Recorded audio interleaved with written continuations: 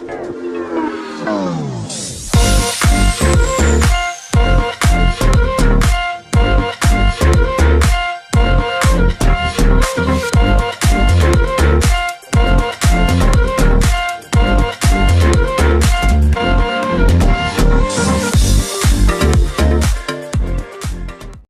semua, salam sejahtera Malaysia.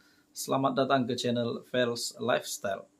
Saudara-saudara, tuan-tuan dan puan-puan semua, kita mendengar banyak kejutan. Ada pemimpin yang lompat sana, ada pemimpin yang lompat parti sini, parti lawan, parti yang tidak sepatutnya dijangkakan beliau akan pergi, pun ada juga, ada yang tinggalkan parti letak jawatan dan sebagainya. Apa yang kita dapat lihat baru-baru ini, di mana parti muda pun yang sedang tergantung sekarang, tergantung bukan apa, tapi tergantung status mereka untuk masuk di dalam Pakatan Harapan, untuk bersama-sama dalam Pakatan Harapan, namun belum ada lagi jawaban ataupun kata putus dari Pakatan Harapan. Dalam pada itu, perkembangan yang lain juga, seperti pejuang yang mahu masuk ataupun menjadi anggota komponen di dalam Perikatan Nasional pun akhirnya ditolak.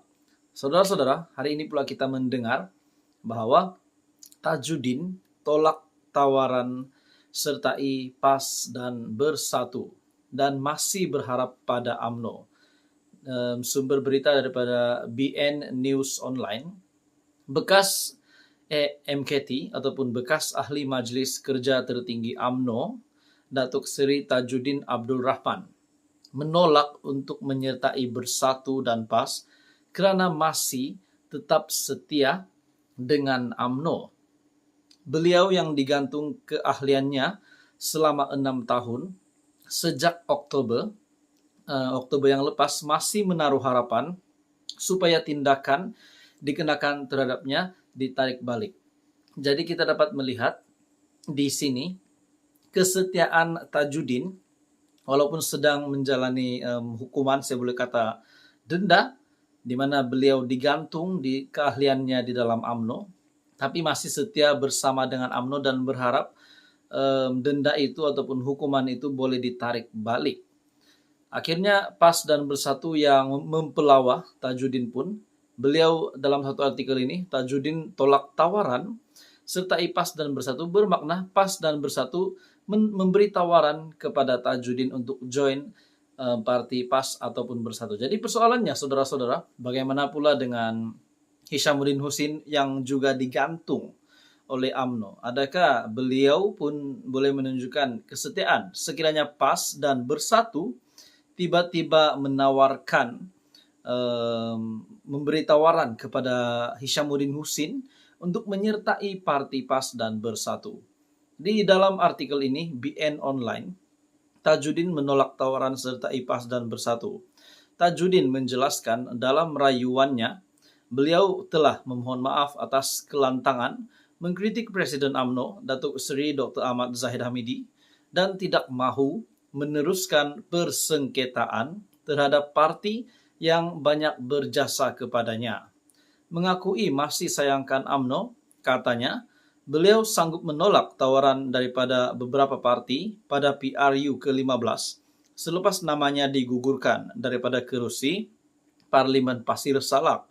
Saya tolak kerana saya sayangkan parti. Presiden pun kata begitu. Jadi mari bekerja sama dan jangan sensitif sangat.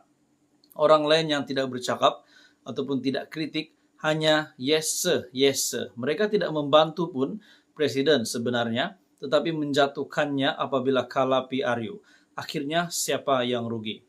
Jadi akhirnya Tajudin membuat kenyataan ini. Jadi tuan-tuan dan puan semua, apa komen Anda berkaitan dengan kenyataan Tajudin dan berkaitan dengan spekulasi bahwa bagaimana pula dengan status Hishamuddin Hussein yang mungkin akan diberikan tawaran seperti Tajudin juga untuk menyertai PAS dan Bersatu.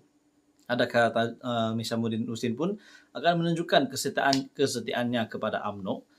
Jadi apa komen Anda? Teruskan bersama di dalam channel ini. Jangan lupa tekan butang like, share, dan subscribe. Hai semua, salam sejahtera Malaysia. Selamat datang ke channel Fels Lifestyle. Info padu, info hangat disediakan di dalam channel ini. Tuan-tuan dan puan-puan semua, baru-baru ini kita mendengar berkaitan dengan ekstremis perkauman, berkaitan dengan rasis dan sebagainya.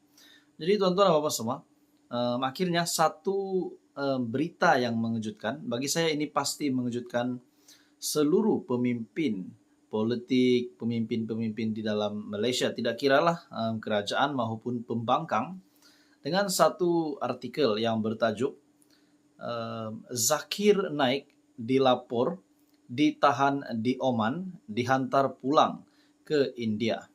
Jadi tuan-tuan dan puan-puan semua, mesti ramai yang sudah mengenali nama ini, yaitu Zakir Naik.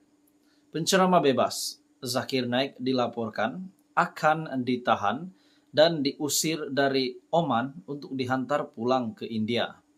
Menurut laporan media tempatan News 18, agensi-agensi risikan India bekerja sama dengan pihak berkuasa Oman untuk menahan Zakir ketika lawatannya ke Oman pada Khamis. Bagi saya tuan-tuan dan puan-puan semua, sudah pasti ada yang gemar ataupun minat dengan ceramah-ceramah daripada Zakir Naik. Jadi pada akhirnya ini satu kejutan besar di mana beliau akan ditahan di Oman dan dihantar pulang ke India. Dalam artikel ini, Zakir yang dijemput untuk menyampaikan dua ceramah di negara itu. Dengan ceramah pertama dianjurkan oleh Kementerian Hal Ehwal Agama Oman, manakala ceramah kedua dijadwalkan di Universiti Sultan Qaboos ataupun QABOOS pada petang 25 Mac. Menerusi hantaran di media sosial, penceramah itu mengesahkan bahwa beliau selamat tiba di Muscat dari Kuala Lumpur pada Khamis. Beliau turut berterima kasih kepada kerajaan Oman atas jemputan tersebut. Jadi tuan-tuan dan puan-puan semua, akhirnya Zakir Naik dilapor ditahan di Oman dan akan dihantar pulang pula ke India. Penceramah bebas Zakir Naik dilaporkan akan ditahan dan diusir dari Oman untuk dihantar pulang ke India. Jadi persoalan yang timbul adalah saudara-saudara, tuan-tuan dan puan-puan semua, kenapa tiba-tiba Zakir Naik dilaporkan akan ditahan dan diusir dari Oman untuk dihantar pulang ke India. Zakir Naik yang juga dijemput untuk menyampaikan dua ceramah di negara itu, dengan ceramah pertama yang dianjurkan oleh Kementerian Hal Ehwal Agama Oman, manakala ceramah yang kedua yang dijadwalkan di Universiti Sultan Qaboos pada petang 25 Mac.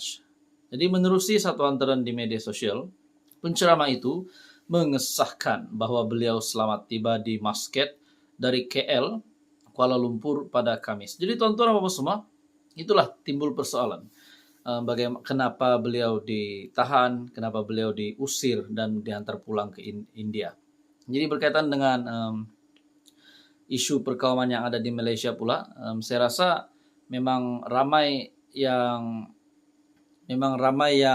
duka cita dengan ada saja isu tentang perkauman, tentang rasis, tentang banyaklah pelbagai agama bangsa yang ada di Malaysia pada hari ini. Dan kita berdoa yang baik-baik saja untuk negara kita Malaysia yang tercinta, supaya kita dijauhi oleh malapetaka dan kita tetap aman, damai, dan harmoni.